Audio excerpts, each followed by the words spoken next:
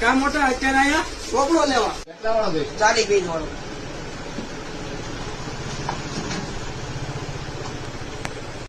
40 page ની છે ને? ગણી લે.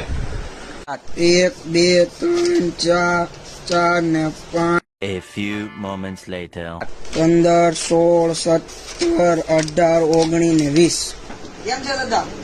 સાચો નથી રિવર્સમાં ગણિત કર્યું હું હજી તારી જેવડો સૌ. 40 પેજ નો માંગ્યો તો આ તો 20 જ પેજ છે. અરે એમ ન હોય બેટા, આ જો આમ ગણવાના હોય.